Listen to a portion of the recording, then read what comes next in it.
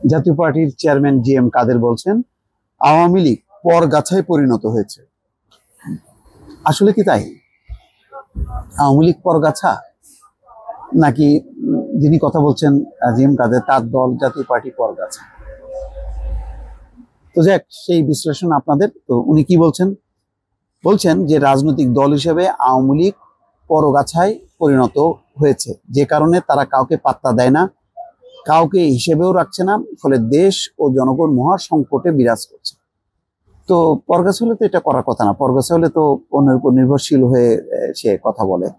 তো এই ব্যাখ্যাটাই বুঝলাম না। রংপুর সার্কিট হাউসে সাংবাদিকদের সঙ্গে আলাপকালে তিনি এই কথা বলছেন। 3 দিনের রংপুর সফর এসে সার্কিট হাউসে ওঠেন তিনি। সেখান থেকে তিনি তার পৈতৃক নিবাস নগরীর সেনপাড়ায় স্কাই ভবনে যান। আচ্ছা, নিজের বাসা থাকতে কেন সার্কিট হাউসে তিনি, সেটাও পরিষ্কার না। সাংবাদিকদের সঙ্গে আলাপকালে জি এম কাদের বলেন, আওয়ামী লীগের রাজনৈতিক এজেন্ডা এবং তারা রাজনৈতিক দল হিসেবে বৈচিত্র্য হারিয়েছে। তাদের কোনো রাজনৈতিক এজেন্ডা হিসেবে দেখতে পাই না, দল হিসেবে এখন তারা কিছু পেশাজীবী সরকারি চাকরিজীবীর সংঘবদ্ধ বলয় তৈরি হয়েছে তাদেরকে ঘিরে আর কি। জি এম কাদের বলছেন, আগে আওয়ামী লীগের বৈশিষ্ট্য ছিল তারা জনগণকে ধারণ করত, এখন তারা জনগণের কাঁধে চেপে বসেছে।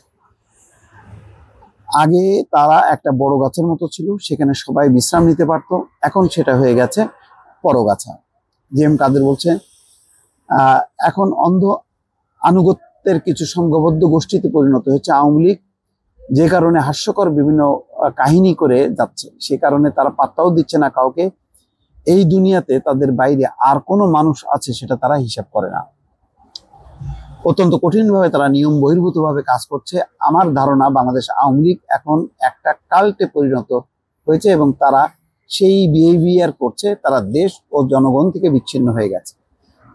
তো যাক, নানান রকম কথাবার্তা তিনি বললেন, কিন্তু কথা হলো যে পরগাছা তো জাতীয় পার্টিকেও বলা হয় যে জাতীয় পার্টি আওয়ামী লীগের মানে কি বলে, কাঁধে ঝুলে আছে, গলায় ঝুলে আছে বা জড়িয়ে আছে আওয়ামী লীগকে। তো যারা জড়িয়ে থাকে তাদেরাই তো হয় পরগাছা। পরগাছা তো নিজে গাছ না, সে অন্য গাছের সাহায্যে বেঁচে থাকে বা দাঁড়িয়ে থাকে বা বেড়ে ওঠে। তো জাতীয় পার্টি কি তেমনটা না, নাকি আওয়ামী লীগ? একটু বুঝতে পারছি না।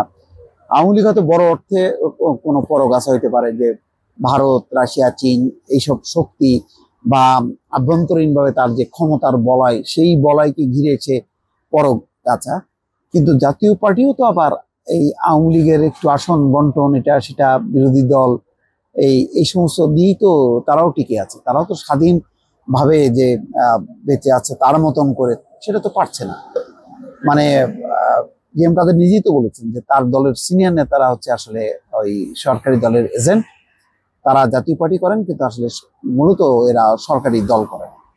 তো ফলে আর দলগতভাবে তো জাতীয় পার্টিকে এই সংসদে আসতে যে নিজে বিরোধী দলের নেতা হতে যে তারাও তো সেই নেগোসিয়েশন করেই তো নির্বাচন করতে হলো। তো ফলে মানে কে কাকে পরগাছা বলছে, আমি দর্শক কনফিউজড। আপনারা যদি ক্লিয়ার হন বা মন্তব্য থাকে একটু করেন, দেখি একটু আপনাদের মন্তব্য শুনে আমি একটু নিজের ঠিক বললাম কিনা বুঝতে পারবো। দর্শক ভালো থাকবেন, আল্লাহ হাফেজ।